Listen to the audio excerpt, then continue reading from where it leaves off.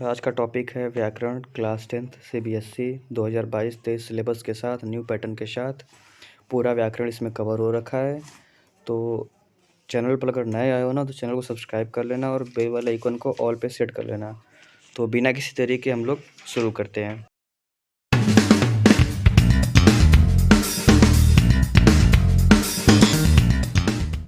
तो शुरू करेंगे हम लोग वाक्य से। पहला वाक्य पढ़ेंगे, ठीक है। तो इसमें मैंने तुम लोगों को सारी PDF वगैरह दे रखा है, जो भी ये मैं PDF से यूज़ कर रहा हूँ। ये हैंड रिटन नोट्स हैं, तो तुमको ये PDF मिल जाएगा डिस्क्रिप्शन बॉक्स में, वहाँ से डाउनलोड कर लेना।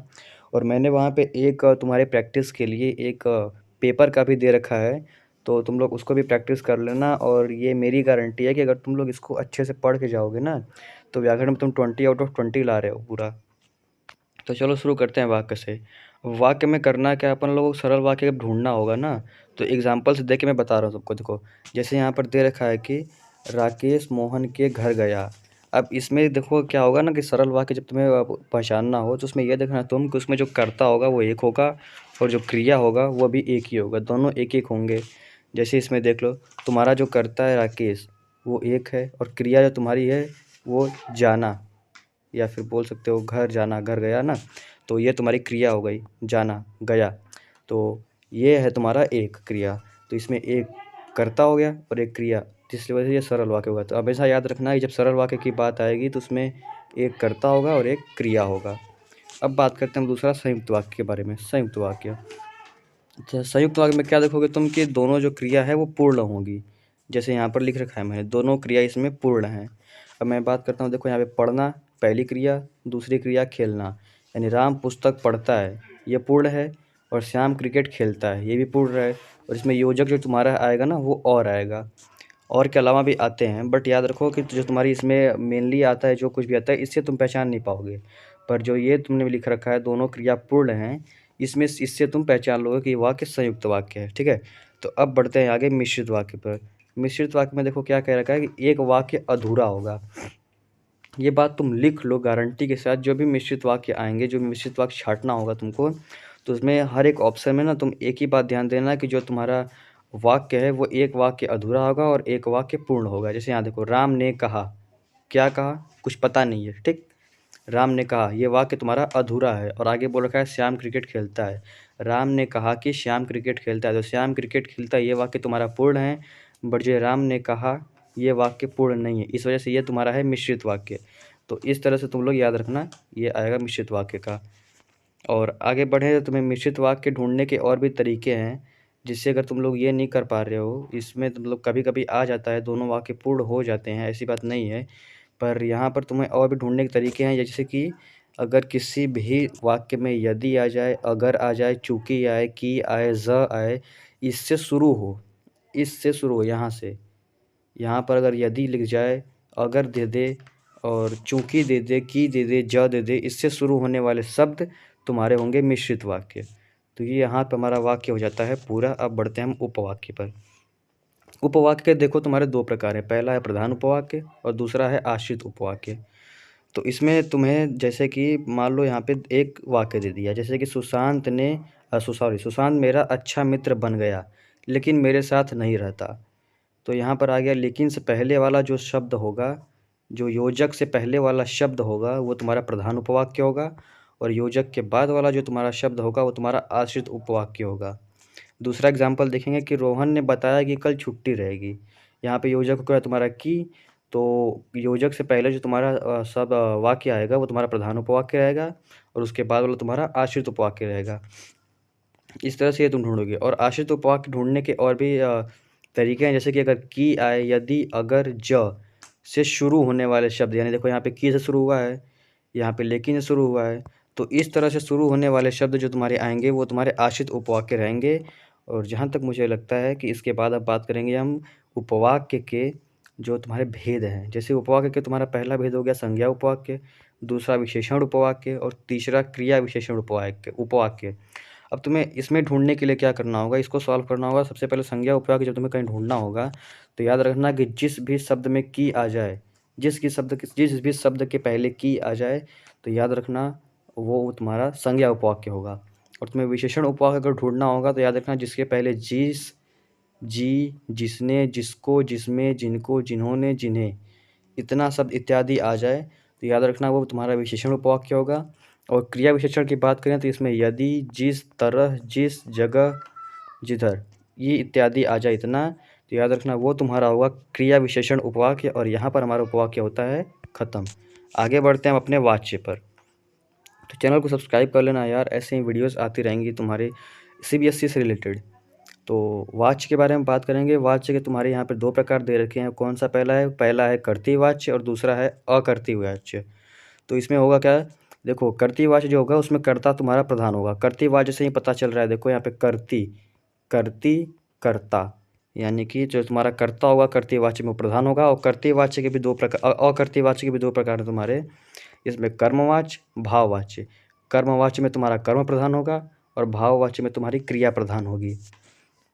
अब इसके परिवर्तन के बारे में जानने से पहले वाच्य परिवर्तन से ये तुम्हें ट्रिक देख लो। इसको ट्रिक में देखोगे क्या तुम, इसमें हमेशा से, द्वारा और के द्वारा आ रहा है। तो इसमें करना क्या है तुम्हें, सबसे पहले तुम्हें कर्ता छांटना है कि वाक्य में कर्ता कौन है। ठीक, पहला रूल तुम्हारा ये होगा। ये ट्रिक है, इसको ध्यान से देखना कि जो तुम्हारा पहले कर्ता कौन सा है वो छांटना है तुम्हें। अब उसके बाद याद रखना कि कर्ता के साथ से, द्वारा या के द्वारा यदि नहीं है तो वह वाक्य कर्तृवाच्य ही होगा। याद रखो, जब किसी वाक्य में तुम्हारे अगर कर्ता के साथ से, द्वारा या के द्वारा नहीं है तो वाक्य कर्तृवाच्य है। ये लिख लो बात कहीं पर भी। और नेक्स्ट पॉइंट ये देखना कि अगर यदि के कर्ता के साथ से, द्वारा या के द्वारा है तो वह वाच्य जो होगा वो तुम्हारा वो कर्मवाच्य होगा या फिर भाववाच्य में से एक होगा। अब ये पूछोगे कि भाई यार तुमने तो ये बता दिया कर्मवाच्य भाववाच्य, अब ये कैसे ढूंढेंगे।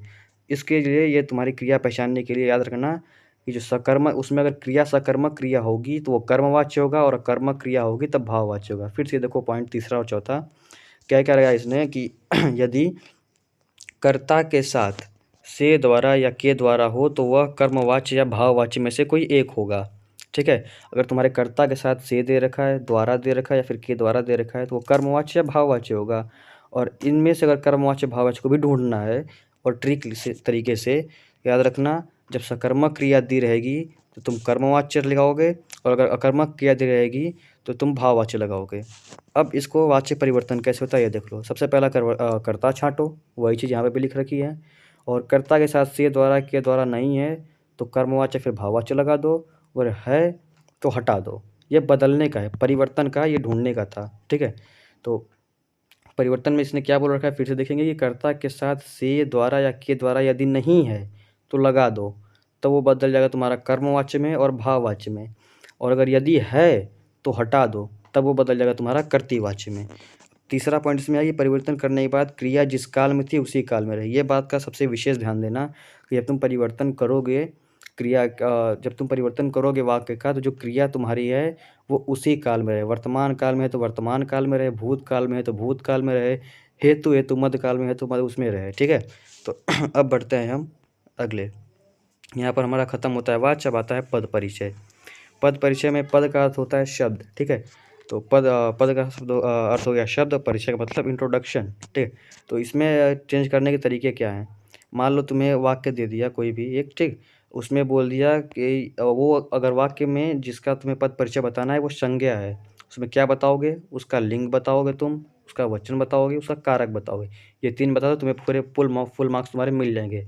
और सबसे बड़ी बेनिफिट तो इस बार की ये है कि तुम्हें इस बार कोई भी लिखना वगैरह नहीं है, सिर्फ टिक लगाना है। तो इस बात का ध्यान देना, जब संज्ञा का पूछा रहेगा तो तुम उसमें लिंग वचन कारक ढूंढोगे। ठीक है। सेकेंड बात है, सर्वनाम का पूछ दिया तुमसे तो सर्वनाम में तुम लिंग वचन कारक ढूंढोगे, इसमें भी सेम। और अगर तुमसे विशेषण का पूछ दिया तो विशेषण में तुम लिंग ढूंढोगे, वचन ढूंढोगे, और जो शब्द दिया तुमको जिसका पद परिचय तुम्हें ढूंढना है उसका विशेषण भी पूछोगे। यहाँ पे कॉलम का मतलब हो गया उसका विशेषण। ठीक है, अब चौथा हमारा है क्रिया। क्रिया में तुम ढूंढोगे कि कौन सी क्रिया है, वो सकर्मक क्रिया है कि अकर्मक क्रिया है। उसके बाद लिंग ढूंढोगे, फिर वचन और काल। और पांचवा तुम्हारा आता है अव्यय। अव्यय में क्या ढूंढोगे कि सिंपली तुम्हारा अव्यय में कुछ ढूंढना नहीं होता, ये अलग ही सबसे अलग है। तो इसमें तुम्हें क्रिया विशेषण ढूंढनी होती है, सबसे मेन यही होता है। क्रिया विशेषण में क्या ढूंढोगे कि तुम्हारी कौन सी वो क्रिया विशेषण है, तृतीयवाचक, स्थानवाचक, कालवाचक, परिमाणवाचक। इनमें से चार जो है वो तुम लिख डालोगे। अब बारी आती है अलंकार की। सबसे बड़ा बेनिफिट 2022-23 के अलंकार का कि इसमें सिर्फ तुम्हारे 4 ही अलंकार आ रहे हैं, ठीक है। शुरुआत करते हैं श्लेष से। श्लेष में तुम्हारा है क्या कि जब श्लेष की अगर डेफिनेशन तुमसे पूछा तो क्या लिखोगे? श्लेष का मतलब अर्थ होता है चिपका हुआ, यानी एक शब्द के 2 या 2 से ज़्यादा अर्थ निकलेंगे। अब पहला एग्जांपल मैं तुम्हें एक्सप्लेन कर रहा हूँ, बाकी सब खुद से ट्राई करना। पहला यहाँ पे बोल रखा है कि रहीमन पानी राखिए बिन पानी सब सून, पानी गए न उबरे मोती मानुष चून। इसमें जो पानी शब्द को तुम्हारा लिया गया है, यहाँ पे पानी अंडरलाइन किया गया है, इसको 3 अर्थ में प्रयोग किया गया है। यहाँ पे जो पहला अर्थ है मानुष, ठीक है, तो इसको तुम्हारा मनुष्य से ले रखा है। दूसरा जो तुम्हारा ये मोती, ठीक है, मोती को तुम्हारी चमक, दिव्य, तेज, कितना तुम पढ़ने में अच्छे, मतलब अच्छे एग्जाम्पल के तौर पे तुम्हारी दिव्य चमक तेज से लिया गया है। और तीसरा अर्थ ये तुम्हारा चून है, ये पानी का अर्थ लिया गया तुम्हारे आटे से, ठीक है, आटे से जोड़कर दर्शाया गया है। दूसरा एग्जाम्पल देखेंगे यहाँ पे, आए अज्ञात दिशा से अनंत घन। तीसरा एग्जाम्पल, सुवरन को खोजत फिरत कवि व विचारी चोर। चौथा एग्जाम्पल, रावण सर सरोज बनचारी चली रघुवीर सिलीमुख। ये तुम 3 एग्जाम्पल लिख सकते हो। अब तुम्हारा दूसरा अलंकार है उत्प्रेक्षा। उत्प्रेक्षा में ढूंढने का सबसे इजी तरीका है, अगर उस वाक्य में तुम्हें मानो मनो मनु मनो मनहु जानो जनु जनहु जान जैसे ज्यों शब्द जान पड़ते हैं, यानी आते हैं उसमें, तो आंख बंद करके नहीं खोल करके उत्प्रेक्षा पे तुम टिक लगाकर चले जाओगे चुपचाप। जैसे एग्जाम्पल देखते हैं हम, नील परिधान बीज सुकुमार खुला रहा मृदुल अधरवुला अंग खिला ही ज्यों बिजली का फूल मदबन बीच गुलाबी रंग। ज्यों आ गया यहाँ पे तुम्हारा, ये उत्प्रेक्षा हो गया चुपचाप। दूसरा एग्जाम्पल देखेंगे कि अति कटु वचन कहती कैकई मानहु लोन जरे पर देई लो, मानहु आ गया, चुपचाप बंद लगाकर चले हो। तीसरा है तुम्हारा जान से शुरू हो रहा है, चौथा है जनु है, पांचवें में मानू है। तो इस तरीके से तुम क्या करोगे? उत्प्रेक्षा का करोगे, उत्प्रेक्षा करोगे। अब बात आ जाती है अतिशयोक्ति की। अतिशयोक्ति में सिंपली क्या देखोगे, वो बढ़ा चढ़ा कर बातें करेगा, बहुत बढ़ा चढ़ा करके। जैसे हमारा कि भूप सहस 10 एकहि 12 लगे उठावट टरट नटारा, इसमें तुम्हारा बढ़ा चढ़ा कर बात की जा रही है, तो ये तुम्हारा हो जाएगा अतिशयोक्ति अलंकार। अब दूसरे में देखा है परवल पाक फाट ही गेहूँ, ये तुम्हारा अतिशयोक्ति अलंकार के सारे उदाहरण हैं। तीसरा है कहती हुई यूं उत्तरा के नेत्र जल से भर गए, हिम कणों से पूर्ण मानो हो गए पंकज नए। चौथा है दादुर धुनी पहु दिशि सुहाई, वेद पढ़ई जनु बटु समुदायी। ये सब तुम्हारे अतिशयोक्ति अलंकार के उदाहरण हैं। चौथा अलंकार तुम्हारा आ रहा है मानवीयकरण। पहला तुम्हारा आ रहा था क्या, कौन सा अलंकार? श्लेष, दूसरा उत्प्रेक्षा, तीसरा अतिशयोक्ति और चौथा मानवीयकरण। मानवीयकरण के बारे में बात करूं तो इसमें होता क्या है कि जो प्राकृतिक चीज़ें होती हैं वो इंसान के कार्य करती हैं, ठीक है। तो इसमें पहला है कि मेघ आए बड़े बंठन के सवर के, तो इसमें तो इसकी शादी तो हो नहीं रही कि ये बंठन के आया है। तो इसमें जो मेघ हैं बादल को दर्शाया गया है कि वो बड़े बंठन सवर के आ रहा है। तो इसमें जो प्राकृतिक चीज़ बादल हैं उनको इंसानों के कार्य करने वाले दिखाए जा रहे हैं, इसलिए ये मानवीयकरण अलंकार होगा, ठीक है। दूसरा है बूढ़े पीपल ने आगे बढ़कर जुहार की। अब पीपल आगे कैसे बढ़ेगा, दूसरा ये होगा तुम्हारा। तीसरा सागर के हृदय पर नाच नाच करती है मधुर लहरें मधुर गान। लहरें उठती हुई तो मैंने देखी हैं पर नाचते हुए कहीं नहीं देखी हैं, वो भी सागर के हृदय पर, ऐसा कुछ नहीं है, तो इसलिए मानवीयकरण अलंकार होगा। चौथा तुम्हारा है कि उषा सुनहरे तीर बरसाती जयलक्ष्मी सी उदित हुई।